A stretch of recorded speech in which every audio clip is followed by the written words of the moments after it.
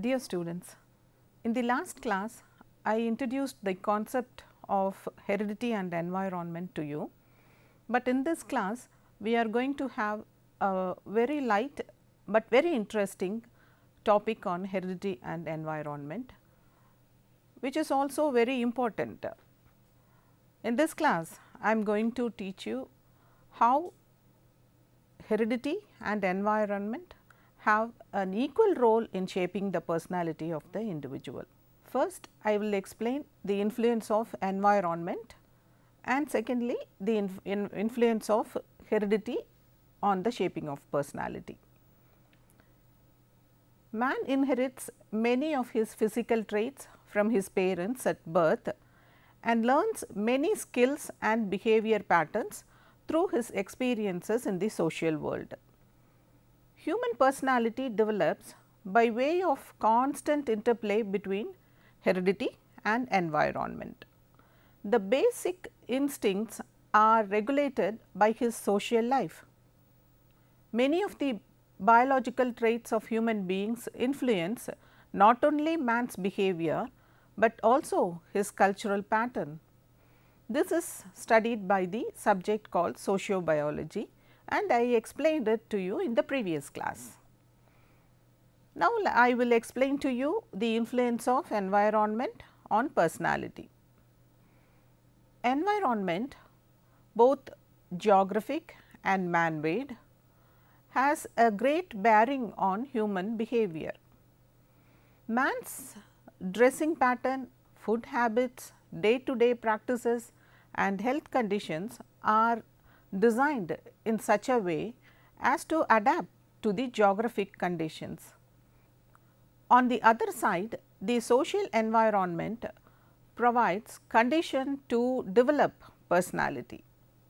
The temperament, attitude, outlook of life, manners, communication style and even gestures are the results of his social participation. Men might look similar in their physical qualities. For instance, all Chinese men appear to be similar in complexion, eyes, nose and in their height, but each one will definitely differ in their attitudes and interests based on their family brought up, education and economic conditions. This is applicable to people everywhere.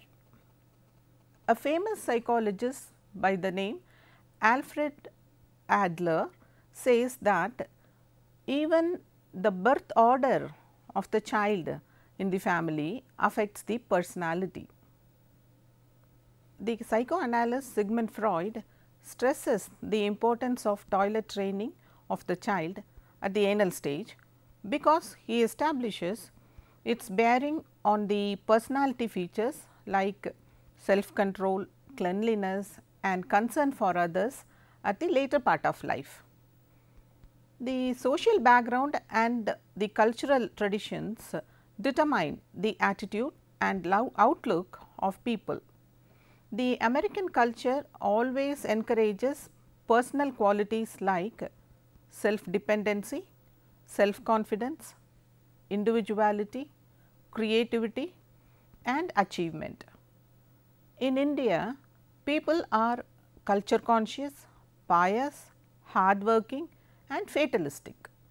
Their religious sentiments could be found in all walks of life.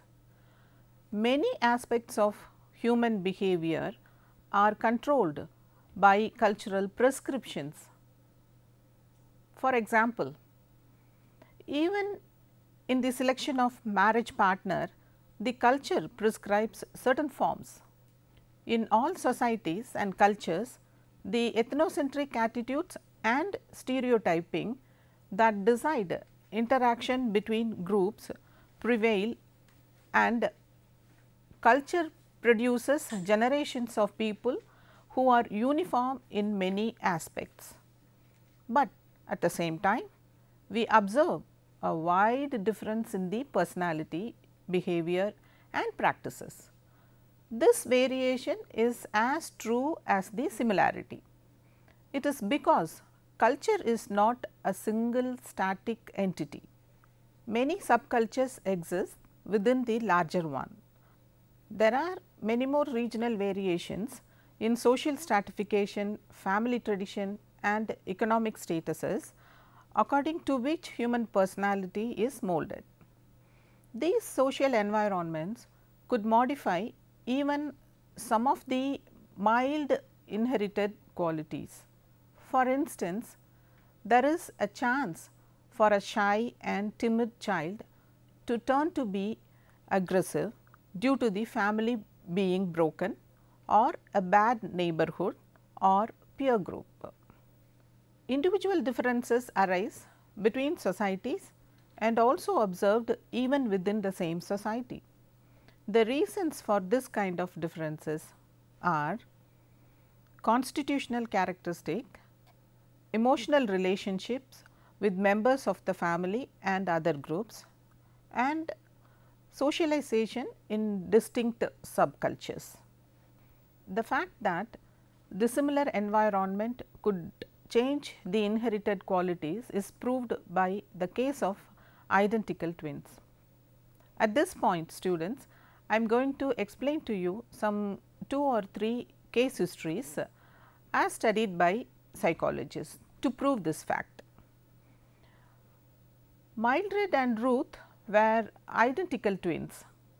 They were orphaned soon after their birth. Mildred was adopted by a banker and also the mayor of the city. Therefore, she received good education, got musical talents and had wide social exposure. On the other hand, her twin sister Ruth became the foster daughter of a laborer and the mother was uneducated. Naturally, Ruth received no education and she was confined to home only.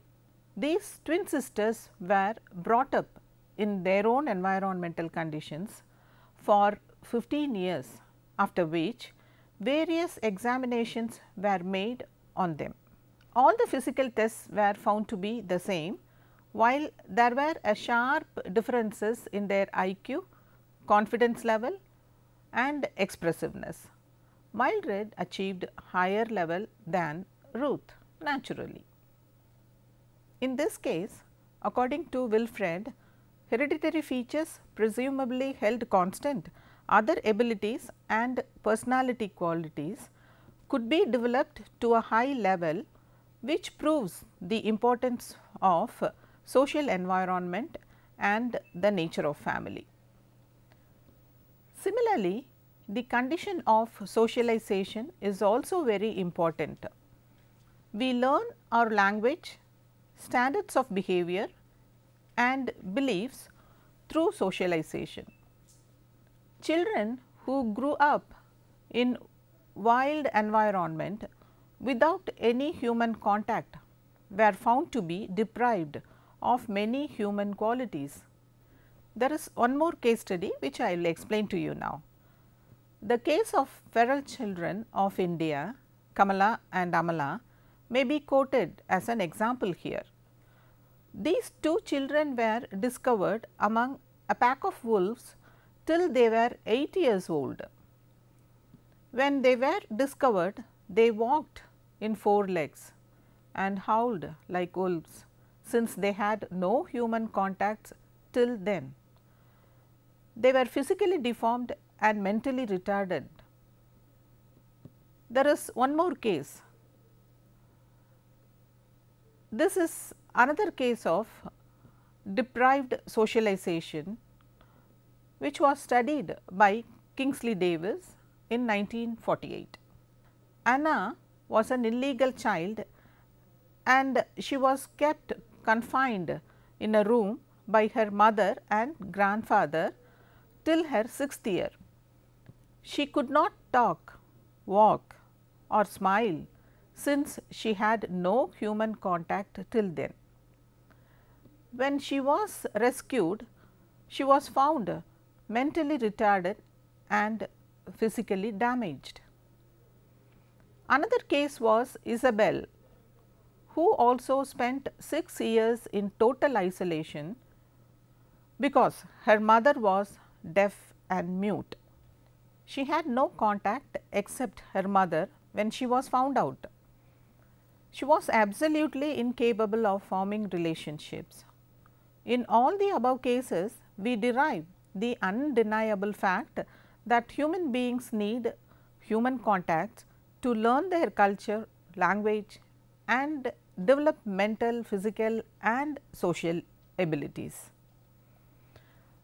Now, I will explain to you the influence of heredity.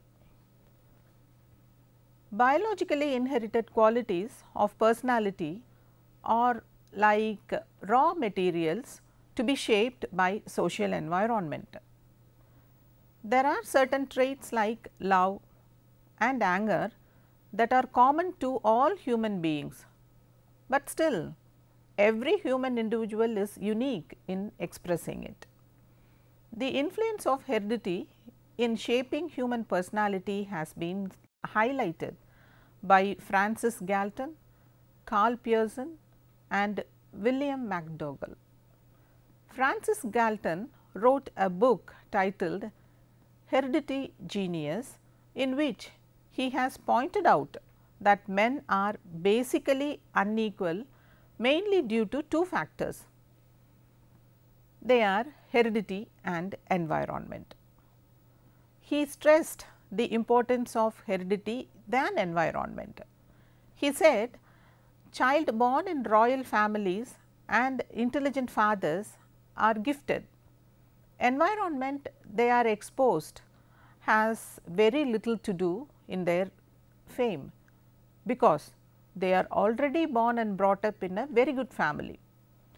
Carl Pearson also concluded, after making many studies, that men vary from each other due to hereditary factors. I will give to you 2 evidences in support of heredity. Scientists who strongly support heredity place the following evidences. The first one, unequal intelligence levels of individuals of different occupational groups. The intelligence levels of the children of different occupational groups are found to be the same, for which the qualities they inherited from their fathers is the reason. They state, children of professional parents uniformly have the intelligence quotient of 116, semi-professionals and managerial 112, clerical 107.5 and unskilled workers only 96. These differences are attributed to heredity. The second one, unequal intelligence level of racial categories. Numerous tests were administered to Negroes and whites by psychologists to study this, especially among army recruits. A comparison between them reveals that mental age of Negroes was 10.4 years, while the white was 13.1 years at the age of 12. Many such studies conducted to prove either heredity or environment is the determining fact for the IQ and personality, but ultimately they concluded that both heredity and environment are equally important in the personality development. Certain traits are biologically inherited by the individuals. No doubt, many personality factors are determined by heredity. It may exist in a subtle manner or dominant in a person, but his exposure to good or bad environment promotes that quality or it reduces it. An individual might have qualities like friendliness, recessive. If he lives in a social environment or atmosphere that facilitates it, there is every possibility of him to become a leader. Environment consisting of the social and physical world is very complex. It influences people in different ways. Heredity is an unknown or subtle process. It may be established experimentally, but still it has its own obscure facts.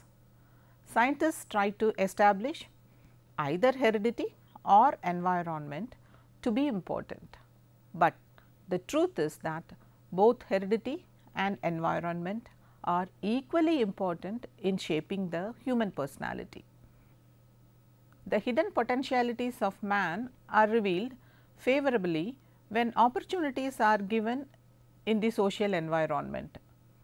It is not heredity or environment alone that determines one's personality, but it is heredity and environment together. Nature and nurture are so obviously necessary and inseparable that the important question is not which is more important, but rather how together they determine our qualities. Yes, students, is it not interesting to study the interplay of heredity and environment on human personality? You would have experienced this even in your own home. The children of the same parents have different personalities. The son has certain interests and his appearance is totally different from his sister. The sister has her own personality, who likes to learn music or she may be interested in sports. The son on the other hand may be interested even in cooking. What makes this difference?